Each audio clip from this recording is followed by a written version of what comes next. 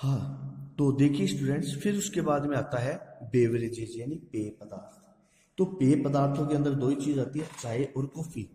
ठीक है स्टूडेंट्स, दो ही चीज आती है, चाय व कॉफी। तो चाय का नाम है कामेलिया साइनेंसिस, चाय का है कामेलिया साइनेंसिस, और कॉफी का है कॉफिया अरेबिका। ठीक है, कॉफी का है कॉफिया अरेबिका। तो स्टूडेंट्स ये आपको याद रखने पड़ेंगे, जैसे गेहूं ट्रिटिका मेस्टिवम, चावल ओराइजा सेटाइवा, मक्का जियामेज, बाजरा पेनिसिटम टाइफाइडिस। ठीक है, तो ये तो क्या है, ये कौन से हैं, अनाज वाले।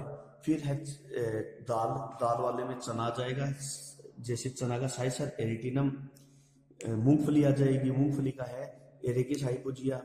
फिर उसके बाद में मटर का है पाइसम सेटाइवम। ठीक है, मटर का है पाइसम सेटाइवम। और फिर उसके बाद में है ग्लाइसिन मैक्स सोयाबीन का। ठीक है, फिर है सोयाबीन का ग्लाइसिन मैक्स।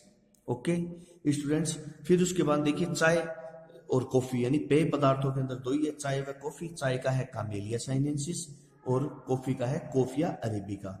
ठीक है, काफिया अरेबिका। अब फिर उसके बाद देखिए सब्जियां।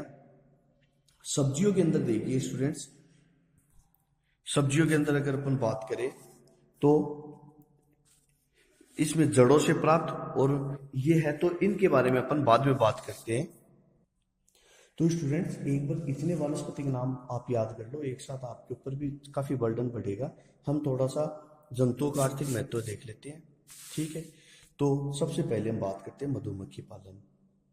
मधुमक्खी देखिए काफी सालों से हमारी धरती पर रह रही है और परागण की क्रिया में अत्यंत महत्वपूर्ण भूमिका निभाती है।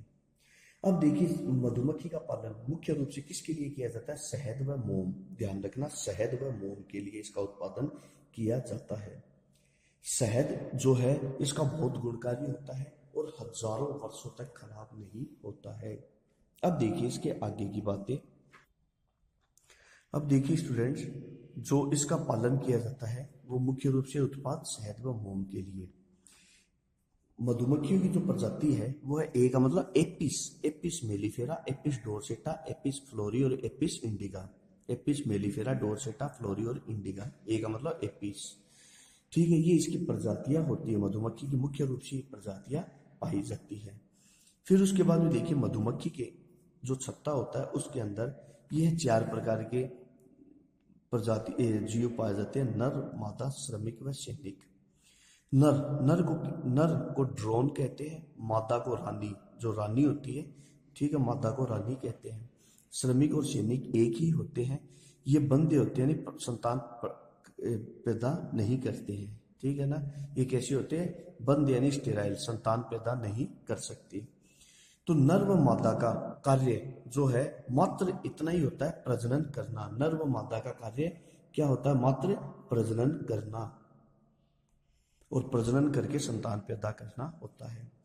नर व मादा आपस में जब प्रजनन करते हैं, संतान पैदा करते हैं, तो नर एक बार में ही रानी मक्खी के पेट में इतने अंडे इतने शुक्राणु छोड़ देता है कि वह आने वाले काफी समय तक अंडे देती रहती है। ठीक है, श्रमिक और सैनिक, इनका कार्य क्या होता है, इनका कार्य है एक तो छत्ते की मरम्मत करना, छत्ता बनाना, छत्ते की मरम्मत करना, फूलों से मकरंद यानी रस चूस के मकरंद पैदा करना, जिससे वो क्या बनाती है, मोम व शहद बनाती है। इसके अलावा जो आने वाले इनके जो बच्चे हैं उनको का लालन पोषण करना। ठीक है, उनको पोषण प्रदान करना, छत्ते की सुरक्षा, क्योंकि सैनिक भी होते हैं ये, तो छत्ते की सुरक्षा करना, ये इसके प्रमुख कार्य होते हैं। तो ये हो गया स्टूडेंट्स अपना मधुमक्खी के बारे में अपना topic complete. Thank you students. Next है स्टूडेंट्स अपना टॉपिक, वो है मछली पालन। देखिए भारत है वो सदा से ही मछली पालन में अग्रणी रहा है। ठीक है, क्योंकि भारत के अंदर काफी मात्रा में नदियां हैं, झीलें हैं, जहाँ पर मछली का पालन किया जाता, मछलियां होती है।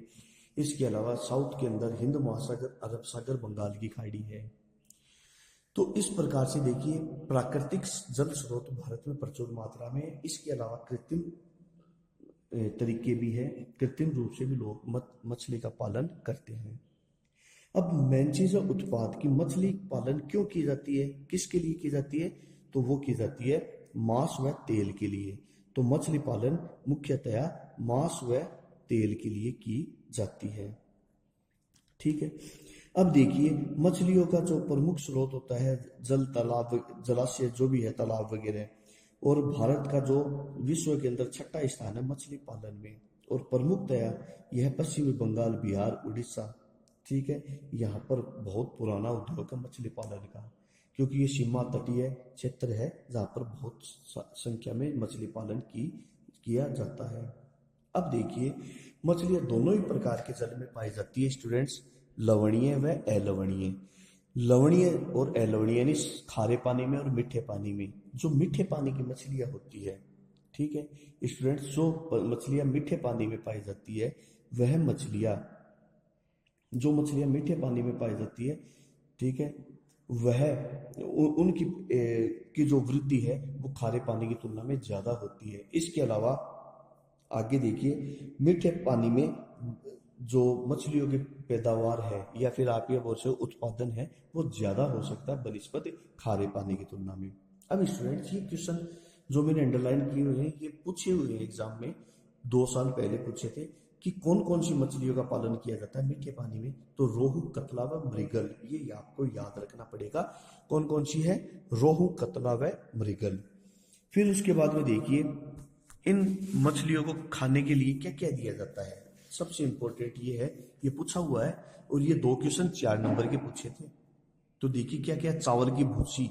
चावल की भूसी का मतलब है कि चावल का जो ऊपर का छिलका है, गेहूं के चप्पड़, अनाज के टुकड़े आदि भोजन के रूप में दिया जाता है। इसके अलावा सूक्ष्म पादप व जंतु, ठीक है, सूक्ष्म जलीय पादप व जंतु जैसे फाइटन वगैरह जो होते हैं, शैवाल, एल्गी, ये सूक्ष्म पादप व जंतु को भी क्या किया जाता है, इनको भोजन के रूप में उपलब्ध कराया जाता है। ये पादप और जंतु है वो इन जलाशय में ही पनपते हैं और मछलियां इनको भोजन के रूप में ग्रहण करती है। अब देखिए कृत्रिम रूप से पालन कैसे किया जाता है। इसके लिए एक बड़ा सा तालाब बनाया जाता है और उस तालाब में इनको रखा जाता है। जैसे ये मछली अब बड़ी होती है तो इनको बड़ी मछलियों को दूसरे तालाब में शिफ्ट कर दिया जाता है।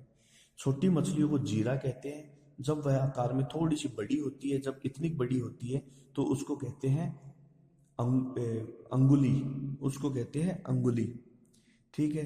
और फिर ज्यादा बड़ी हो जाती है तो उसको दूसरे तालाब में शिफ्ट किया जाता है, वरना वह छोटी मछलियों का भक्षण कर लेती है। तो ये हो गया आज का अपना टॉपिक स्टूडेंट्स। Thank you.